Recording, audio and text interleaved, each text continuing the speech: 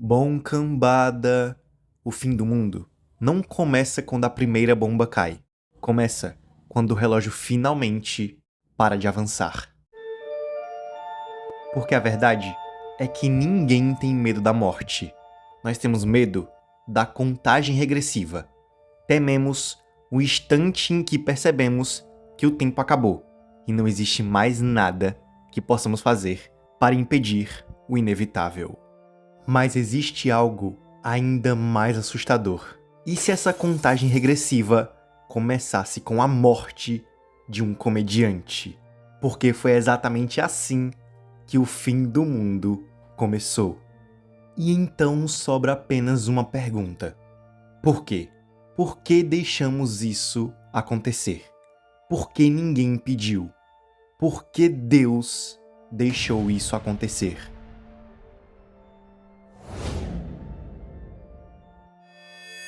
Se alguma força maior existe, por que ela não olha mais para nós?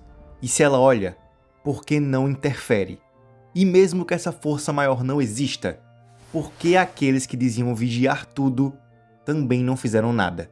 E é quando isso vem à tona que não sobra mais nada. Só apenas uma pergunta. Quem vigia os vigilantes? Isso é Watchmen. A melhor história em quadrinhos da história.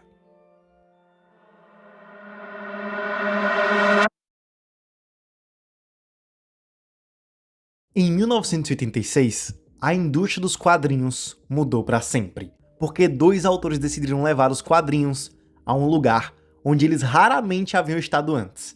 Para entender como essa obra surgiu, primeiro precisamos falar sobre o que é para mim o maior escritor de quadrinhos de toda a história, Alan Moore. Quando discutimos fantasia, inevitavelmente chegamos a Tolkien. Quando discutimos ficção científica, acabamos chegando a Frank Herbert. Já quando o assunto é quadrinhos, esse lugar pertence a Alan Moore.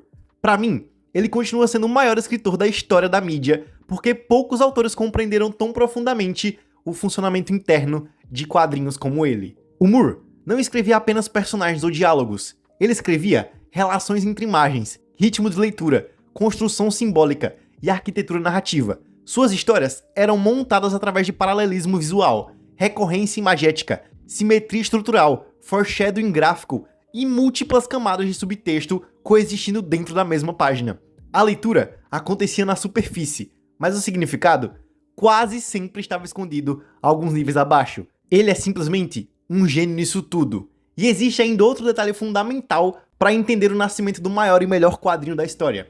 Apesar de ser o maior escritor que os quadrinhos já produziram, Alan Moore nunca foi particularmente apaixonado por histórias dos super-heróis da forma como muitos leitores eram. Na época, a DC havia adquirido os personagens da Charlton Comics, e o Moore enxergou ali uma oportunidade rara. A sua proposta inicial era utilizar figuras como o Capitão Átomo, o Besouro Azul e até o Pacificador para construir uma história que analisasse os super-heróis sob uma perspectiva muito mais política, psicológica e estrutural do que a indústria estava acostumada. O problema era que a sua ideia levava aqueles personagens a lugares tão extremos que eles dificilmente poderiam retornar ao status quo depois da história terminar.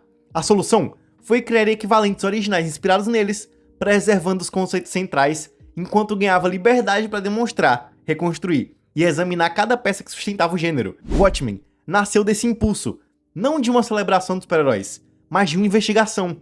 O Moore queria descobrir o que aconteceria se retirássemos todas as certezas confortáveis que sustentavam essas histórias e observássemos o que restava. Essa abordagem exigia um artista capaz de transformar conceitos extremamente abstratos em uma narrativa visual complexa. E é justamente por isso que Dave Gibbons também é tão importante para Watchmen quanto Alan Moore.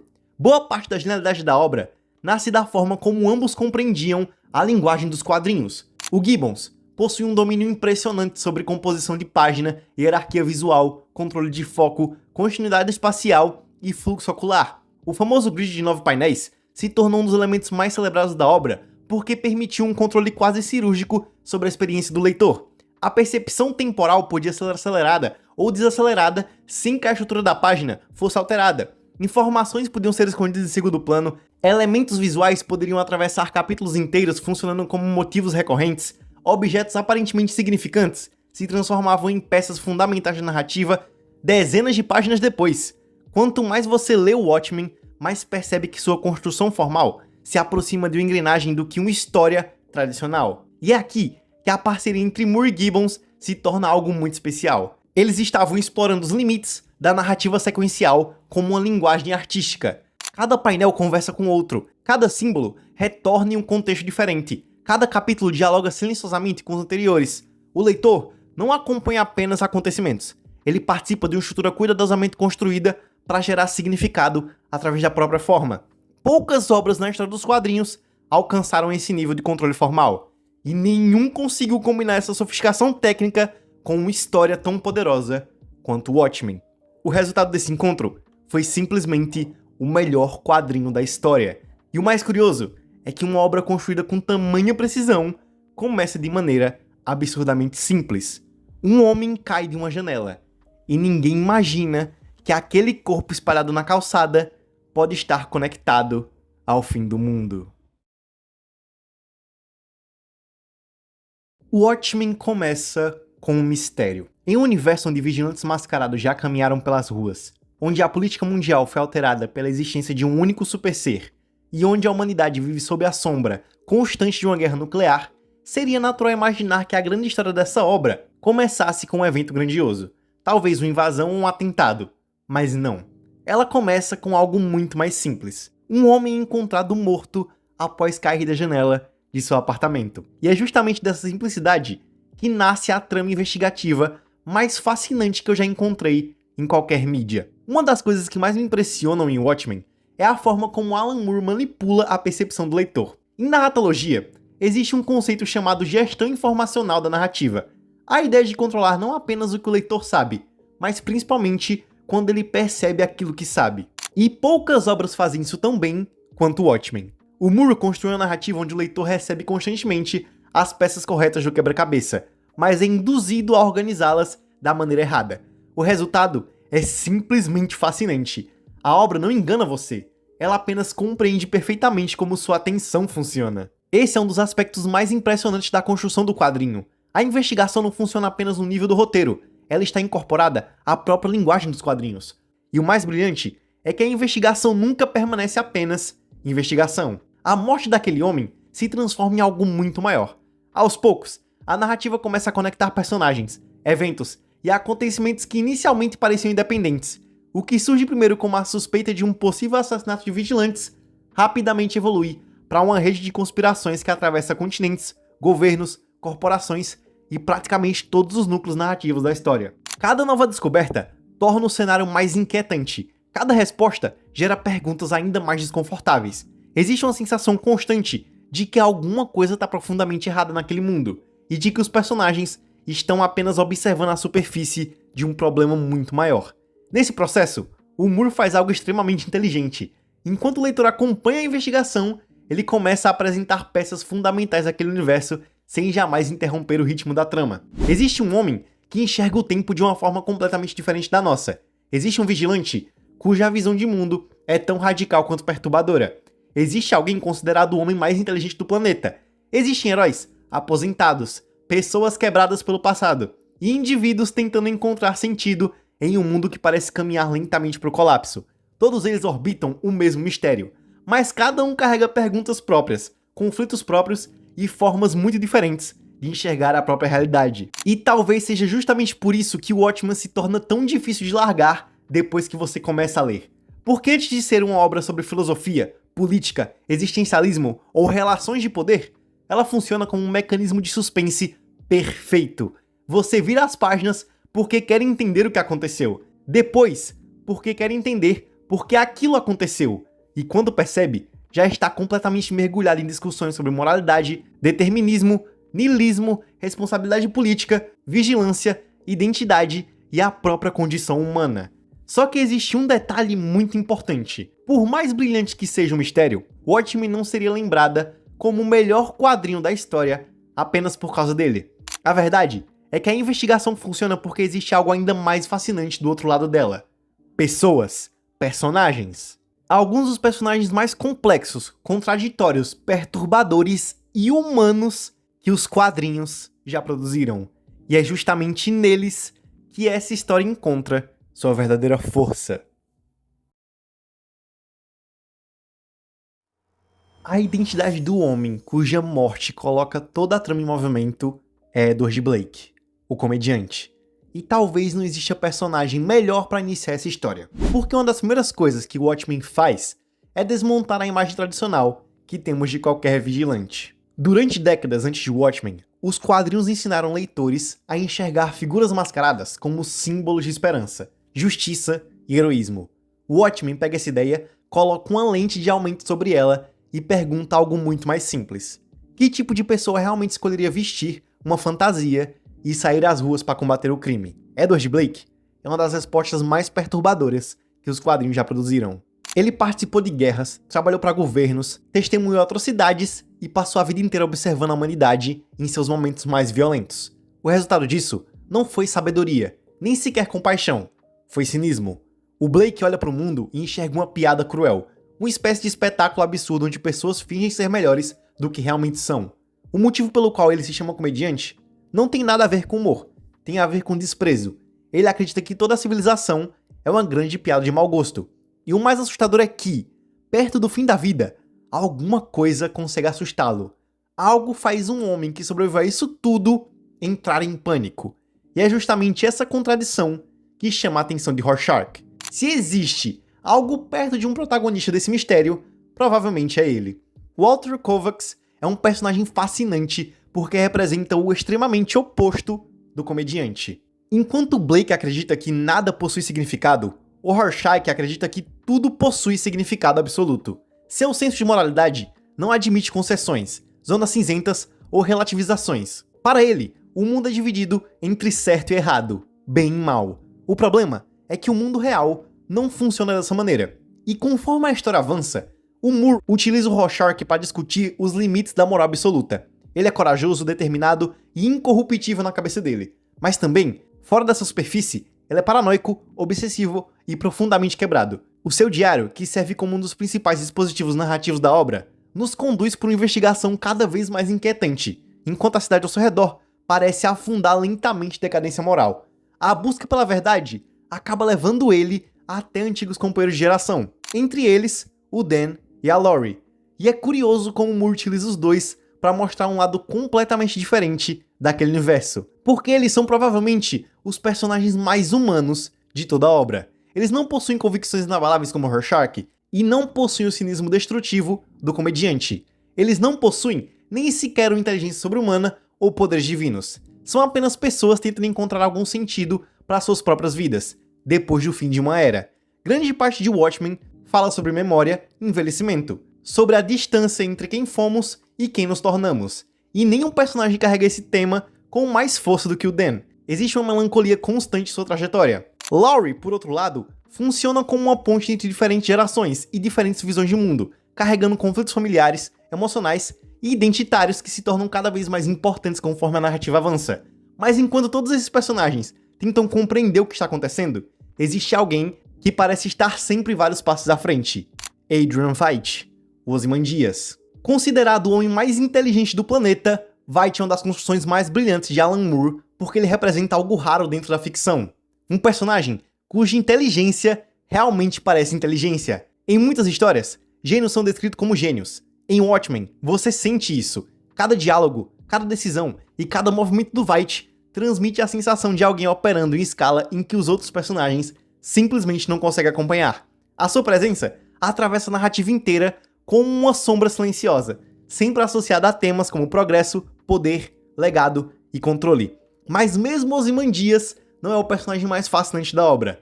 Esse lugar pertence a John Osterman, o Dr. Manhattan. E honestamente, eu acredito que essa seja a melhor representação de um super ser já criado em qualquer mídia. Porque o Moore entende algo que quase toda ficção de super-heróis ignora. Se um ser realmente adquirisse poder próximo ao de uma divindade, sua maior transformação não seria física, e sim psicológica. O Dr. Manhattan não enxerga o tempo da forma como nós enxergamos. Passado, presente e futuro coexistem simultaneamente em sua percepção. Sua experiência da realidade é tão diferente da experiência humana que ele começa a perder pouco a pouco a sua capacidade de se conectar com as pessoas. Quanto mais poderoso se torna, mais distante fica. E é justamente aí que o Moore cria algo extraordinário. A história de um deus que não se torna maligno, tirano ou ao menos enlouquece. Ele apenas deixa de compreender por que deveria se importar. Através do Manhattan, Watchmen discute determinismo, livre-arbítrio, casualidade, identidade e até mesmo a existência de significado em um universo governado por leis indiferentes à condição humana. São ideias gigantescas, mas apresentadas através de personagens tão bem construídos que nunca deixam de parecer humanas. E talvez seja isso que torna o Watchmen tão especial. O mistério prende você, a conspiração intriga você, mas são os personagens que permanecem. Porque quando o final se aproxima, o que continua ecoando não é apenas a pergunta sobre o que aconteceu, é a pergunta sobre quem aquelas pessoas realmente eram.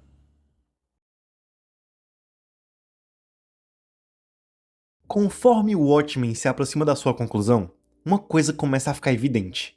Aquela nunca foi uma história sobre descobrir quem matou Edward Blake. A morte do comediante é apenas a porta de entrada para algo muito maior. E talvez o aspecto mais impressionante da obra seja justamente a forma como Moore faz o leitor perceber isso apenas quando já está completamente envolvido pela narrativa. Durante boa parte da leitura, acompanhamos uma investigação que parece seguir uma estrutura relativamente familiar. Existe um crime, existem suspeitos, existem pistas e existe alguém tentando conectar tudo aquilo. Só que aos poucos, a escala da história começa a crescer. O desaparecimento de cientistas deixa de parecer um evento isolado. O desaparecimento de artistas e escritores deixa de parecer uma curiosidade estranha daquele universo.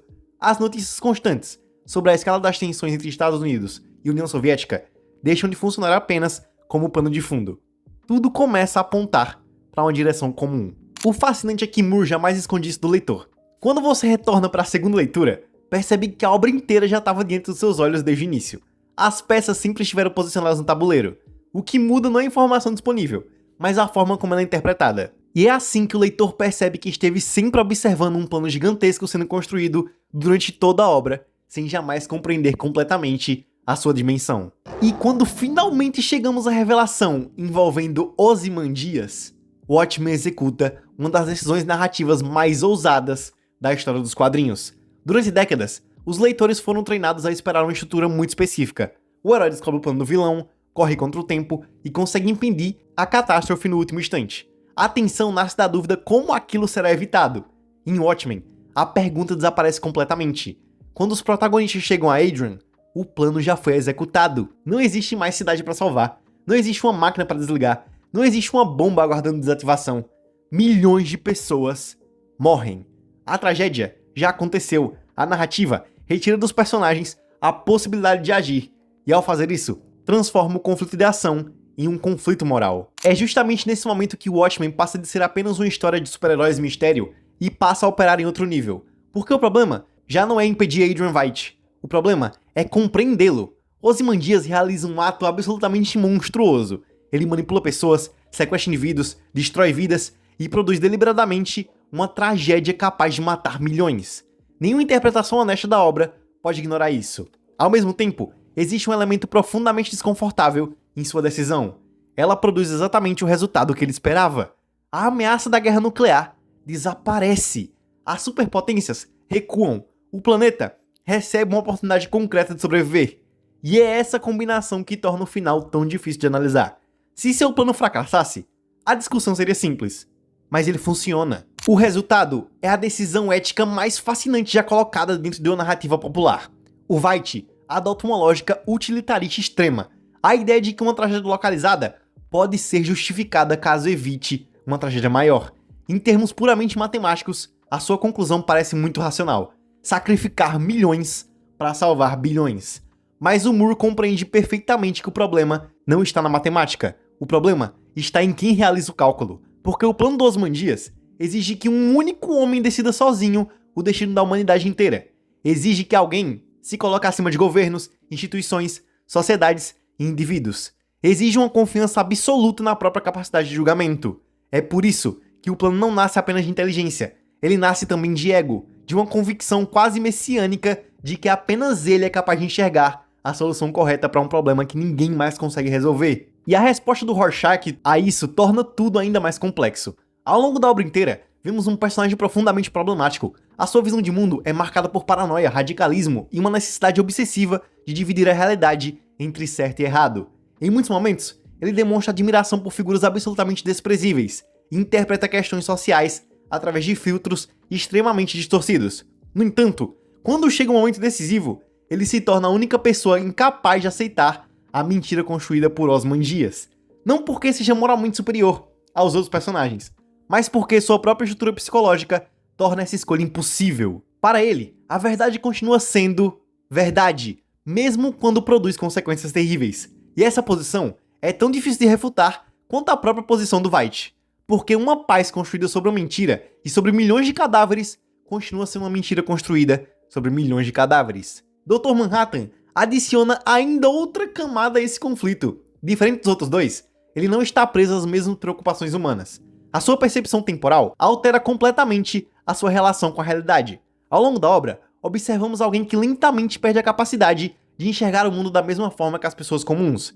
A sua decisão de preservar o segredo dos Ozymandias não surge de heroísmo, covardia ou crueldade. Surge de uma perspectiva que já não atribui aos eventos humanos o mesmo significado que nós atribuímos. Isso torna sua percepção do desfecho ainda mais inquietante. O ser mais poderoso do planeta observa uma tragédia de proporções inimagináveis e conclui que talvez aquela seja a melhor solução disponível. E é exatamente aqui que o Watchmen alcança sua maior força. A obra não organiza seus personagens para que um deles esteja certo. Ela organiza seus personagens para que todos possuam argumentos difíceis de ignorar e falhas impossíveis de justificar. Ozymandias salva bilhões através de um massacre. Rorschach defende a verdade enquanto admira pessoas moralmente indefensáveis. O Manhattan possui poder suficiente para alterar o destino da humanidade, e ainda assim se afasta dela progressivamente. Nenhum deles oferece uma resposta definitiva para o leitor. Todos oferecem perspectivas diferentes sobre o mesmo problema, o problema da humanidade.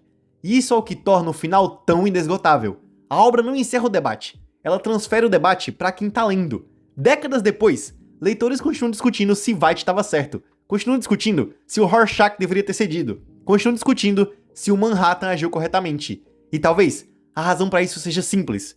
Watchmen compreende que questões realmente importantes raramente possuem respostas fáceis. Quando uma história consegue transformar uma investigação sobre a morte de um vigilante em uma discussão sobre ética, poder, responsabilidade, verdade, livre-arbítrio, determinismo e a natureza humana sem perder sua força narrativa através de um monstro gigante que mata milhões, ela deixa de ser apenas um grande quadrinho. Mas por mais impressionante que seja toda essa discussão filosófica, ainda existe algo em um Watchmen mais do que qualquer interpretação e mais do que qualquer debate moral. O fim de suas ideias. E assim eu finalizo esse ato, com uma única frase do próprio Alan Moore, e com uma continuação própria. Meditação sobre poder. Sobre homens que se julgam deuses. Deuses que deixam de se sentir homens. E o preço que a humanidade paga por ambos.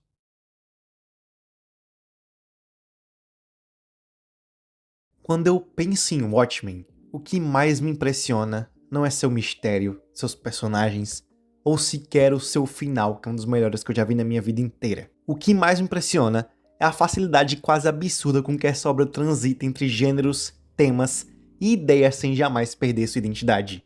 Em um momento, estamos acompanhando uma investigação criminal digna dos melhores romances policiais já escritos. Em outro, estamos diante de uma discussão sobre Guerra Fria, corrida armamentista e paranoia nuclear.